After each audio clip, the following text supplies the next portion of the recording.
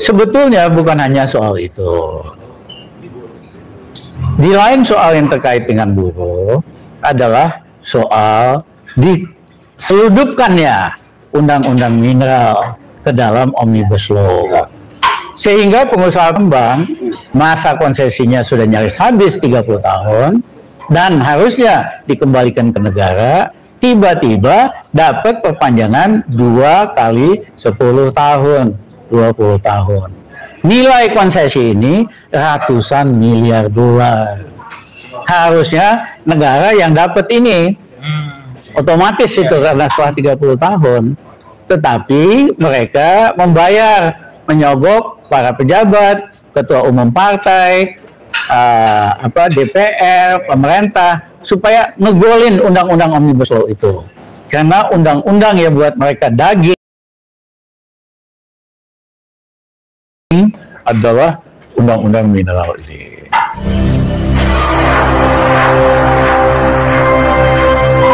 Silakan Bang Rijal, explore aja Bang. Sekaligus kasih kuliah kita ini, kuliah umum nih. Jadi ini pemirsa kuliah umum ini, gratis 2 SKS.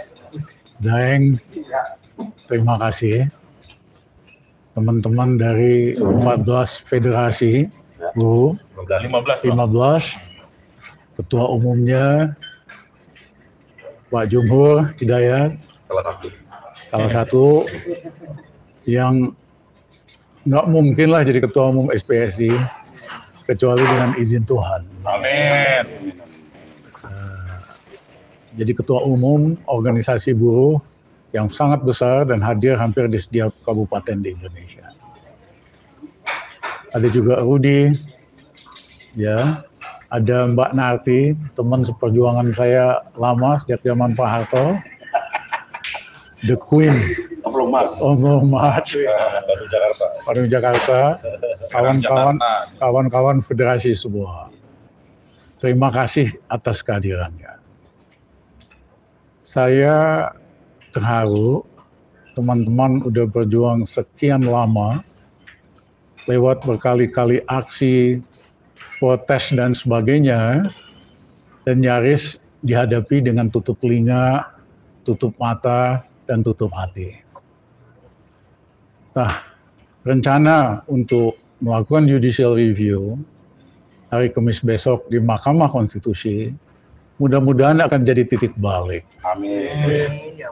Titik balik kesadaran kita semua untuk menggunakan akal sehat, untuk menggunakan dan menegakkan kebenaran konstitusi kita. Karena beberapa alasan yang selama ini dipakai untuk membenarkan bahwa undang-undang Omnibus Law itu perlu, ada yang alasannya benar, ada yang cuma ngada-ngada. Yang ngada-ngada adalah karena kegentingan ekonomi, harus ada undang-undang Omnibus Law. Kegentingan itu terlalu dibesar-besarkan. Dan kalaupun ada kesulitan ekonomi, bisa diatasi dengan cara-cara biasa, dengan cara-cara inovatif. Tidak perlu pakai undang-undang Omnibus Law. Ya, apalagi ternyata kemudian pertumbuhan ekonomi sejak sebelum dan sesudah Omnibus Law cuman berkisar 5%, ya 4,5, 5%, ya kan? Jadi tidak ada alasan kegentingan. Kegentingan itu benar adanya kalau misalnya pertumbuhan ekonomi negatif. Seperti pada 97, 98 pertumbuhan ekonomi negatif 12,9%. Nah itu genting. Tapi kalau pertumbuhan ekonomi masih positif di atas 4%, itu tidak genting sama sekali. Jadi saya minta pejabat jangan biasa membodohi rakyat. Ya. Karena kemudian juga dipakai alasan karena ekonomi genting, omnibus genting, maka UMR 2 tahun yang lalu hanya boleh naik 1,04%. Padahal inflasi makanan setahunnya 7%. Bahkan lebih untuk beberapa komoditi sampai 10%. Kok bisa inflasi makanan 7%, upah minimum hanya naik 1,4%. Itu proses pemiskinan massal.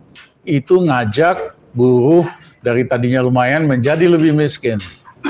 Dan itu sangat anti Pancasila. Ya, anti Undang-Undang Dasar. Karena tugas negara di Undang-Undang Dasar adalah mensejahterakan rakyat, termasuk buruh. Loh, pemerintah Jokowi memaksakan kenaikan upah hanya 1,4%. Itu mendorong proses pemiskinan massal untuk buruh dan keluarganya. Jadi mohon maaf, janganlah bodohin masyarakat. Nah, alasan yang kedua, ada benarnya di berbagai kesempatan Mas Jokowi sama menteri-menterinya bilang karena memang undang-undang kita, peraturan kita, birokrasi kita ruwet, bikin susah investor. Itu benar. Terbukti dari investasi asing yang masuk ke Indonesia jauh dibandingkan investasi asing yang masuk ke Vietnam, ke Thailand dan sebagainya. Itu benar, birokrasi kita ini bikin ruwet, bikin masalah, mempersulit. Oleh karena itu, Jokowi mengatakan perlu undang-undang Omnibus Law supaya jadi senjata pamungkas untuk menyederhanakan perizinan, untuk menyederhanakan proses investasi. Dia selalu pidato kayak di Qatar, hanya butuh waktu 2 minggu dan sebagainya. Tetapi pernyataan-pernyataan itu yang kelihatannya alasannya masuk akal, justru dijawab dengan undang-undang Omnibus Law yang sangat ruwet, yang sangat ribet, yang justru menjadi jalan untuk membuat birokrasi semakin kuasa dan sulit. Sederhana, undang-undang Omnibus Law, undang-undangnya aja 1000 halaman. Penjelasannya 500 halaman. Jadi 1.500 halaman. Mana ada undang-undang untuk menyederhanakan, mempermudah, tapi total 1000 halaman. Pengusaha besar aja nggak sanggup baca pasal-pasal itu, karena ada yang saling bertentangan. Apalagi UKM, apalagi buruh suruh baca, ya. Sehingga dampaknya apa? Yang dampaknya yang terjadi justru undang-undang itu memberikan amunisi kepada birokrat untuk membuat sulit investasi. Ya, karena misalnya pengusaha kecil ngadep, Pak, saya perlu izin mau bisnis itu. Wah, ini pasalnya ini nggak sesuai dengan pasal ini, pasal itu. Akhirnya pengusaha itu UKM akan bilang, Pak, tolong bantu deh Pak, saya mau bisnis. Bagaimana caranya? Kalau perlu bayar berapa deh? Apa yang terjadi? Justru undang-undang Omnibus Law ini membuka pintu selebar-lebarnya untuk pembahasan birokrasi, gratifikasi dan korupsi. Jadi itulah tipikal klasik Jokowi. Pidatonya, slogannya ngomong A, tindakannya ngomong B. Berarti begitu Bang Rijal, pernyataan Jokowi harus dimaknai terbalik. Ya, jadi akhirnya di kalangan birokrasi udah berlaku pakem yang umum, yaitu kalau sesuatu bisa dibikin sulit, kenapa dibikin mudah? Ya, sengaja dibikin yang mudah dibikin sulit supaya pada nyetor, pada setoran kepada birokrat. Yang mudah dibikin sulit, sulit dibikin tambah sulit. Jadi mohon maaf Pak Jokowi, sampean kasih karpet emas untuk peningkatan pemerasan sektor usaha di Indonesia. Itulah yang menjelaskan undang-undang Omnibus Law sudah diloloskan, nggak ada tuh investasi meningkat pesat. Iya, Tesla Malaysia, Bang. Malah makin lama makin anjlok, kecuali di sektor bahan mentah, komoditi, karena memang di negara lain nggak ada. Nah, ternyata pula saking ininya itu sangat biadab dan tidak manusiawi karena konsep perburuhan perbudakan, yaitu bisa outsourcing seumur hidup. Lah kalau pekerja buruh di outsource seumur hidup, dia nggak dapat tunjangan sosial, tunjangan kesehatan, tunjangan keluarga. Kalau ada apa-apa dengan dirinya, dengan dapat perlindungan. Ini sistem perburuhan sangat biadab, sangat perbudakan modern. Harusnya, ya kan, outsourcing itu 3 bulan aja supaya pengusaha tahu karakter calon buruhnya, ya kan, jujur apa enggak. Habis itu harus diangkat sebagai pegawai tetap, ya kan. Tetapi ini malah dengan undang-undang Omnibus Law ini dinyatakan boleh seumur hidup, ya kan. Jadi kok negara Pancasila, negara Undang-Undang Dasar 45 memperjuangkan, mengizinkan sistem perburuhan ala perbudakan.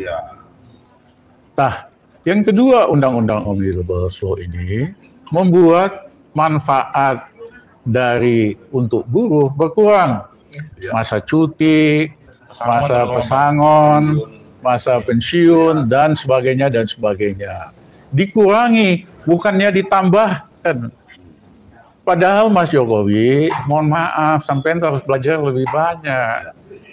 Dari datanya, biaya yang dikeluarkan oleh perusahaan untuk membayar gaji dan lain-lain, untuk buruh itu rata-rata kurang dari 20%. Tentu tergantung sektornya. Ya, banyak yang 15%, ada yang sedikit di atas itu, tapi rata-rata 20%. Tetapi biaya penyogokan untuk birokrasi, biaya untuk nyogok perizinan, itu 30% Mas Jokowi. Harusnya sampean cerdas dikit. Yang dihajar ini biaya penyogokan birokrasi, bukan ngegrogoti pendapatan dan upah buruh. Terbalik ya? Terbalik. Nah, banyak yang kaget. Misalnya, banyak perusahaan-perusahaan besar, pejabat di bawah direksi, misalnya kepala divisi keuangan, divisi apa. Tadinya mereka merasa, wah kita nggak kena nih Omnibus Law. Ini yang kena cuman udah blue collar aja, buruh aja. Ternyata tidak, mereka juga kena. Jadi untuk kepala divisi yang biasa dapat tiap bulan gaji 150 juta, nanti begitu pensiun dipotong 4 miliar lebih itu pesangonnya. Untuk apa manajer GM yang biasa dapat 50 juta, itu nanti bisa kehilangan 1,5 miliar. Barulah kalangan ini sadar bahwa ini nggak benar. Mereka sekarang dukung buruh untuk hapuskan undang-undang ini. Kalau buruh sih udah itu. Nah, sebetulnya bukan hanya soal itu. Di lain soal yang terkait dengan buruh adalah soal diseludupkannya undang-undang mineral ke dalam Omnibus Law. Sehingga pengusaha tambang masa konsesinya sudah nyaris habis 30 tahun, dan harusnya dikembalikan ke negara, tiba-tiba dapat perpanjangan 2 kali 10 tahun, 20 tahun. Nilai konsesi ini ratusan miliar dolar. Harusnya negara yang dapat ini, otomatis itu karena setelah 30 tahun. Tetapi mereka membayar, menyogok para pejabat, ketua umum partai, DPR, pemerintah, supaya ngegolin undang-undang Omnibus Law itu. Karena undang-undang yang buat mereka daging adalah undang-undang mineral ini. Itulah mereka begitu semangatnya, karena mereka takut kalau dicabut atau dikembalikan konsesinya, makanya mereka ngotot. Jokowi, ya kan, diperintahkan, ya kan, kalau ditolak oleh DPR, ajukan ke MK. Kalau ajukan di MK, ya kan, tolak lagi, bikin PP apa, tolak terus, karena mereka berkepentingan nasib dari ratusan miliar konsesi bisa hilang. Ya, jadi Dan ini merugikan rakyat Indonesia. Karena zaman Pak Harto, 85% dari pendapatan APBN berasal dari Undang-Undang Minyak Bumi dan Gas. Dengan sistem bagi hasil. Setelah dikurangi ongkos-ongkos, pengusahanya, swasta sama asing, hanya dapat 15% dari keuntungan bersih.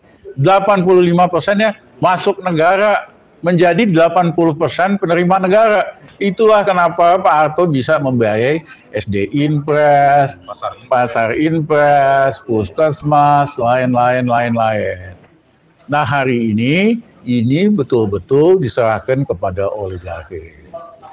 Jadi saya minta kepada Mahkamah Konstitusi yang mohon maaf, image-nya, persepsinya hari ini udah rusak. Banyak orang yang mengatakan ini bukan Mahkamah Konstitusi lagi, Mas Rizal. Mereka tidak memperjuangkan konstitusi, tapi jadi Mahkamah Keluarga. Ya, sama ketuanya itu iparnya dari Pak Jokowi. Jadi dia mengamankan kepentingan iparnya, bukan memperjuangkan konstitusi. Inilah kesempatan bagi hakim Mahkamah Konstitusi yang hatinya masih tulus, yang ingin mengakui dosa, yang ingin memperbaiki salah langkah di masa lalu untuk menunjukkan hitohnya bahwa memang MK menjalankan fungsinya sesuai dengan cita-cita pembentukannya, yaitu memperjuangkan pelaksanaan Undang-Undang Dasar 45, yaitu mendorong kecerdasan, meningkatkan kemakmuran rakyat. Jadi kami akan hadir, ya kan, di Mahkamah Konstitusi. Saya berapa 15 tahun yang lalu pernah jadi saksi ahli untuk melakukan judicial review terhadap Mahkamah Konstitusi tentang Undang-Undang Minerba yang merugikan rakyat. Syukur alhamdulillah kami waktu itu bersama-sama tokoh masyarakat, bersama Muhammadiyah, beberapa tokoh NU, kami berhasilkan memenangkan judicial review. Mudah-mudahan sejarah berulang, Tuhan membantu kita, ya, sehingga pada pengadilan Mahkamah Konstitusi soal judicial review, Mahkamah Konstitusi betul-betul kembali ke kitanya, berada di pihak rakyat dan konstitusi. Terima kasih. Ya, terima kasih.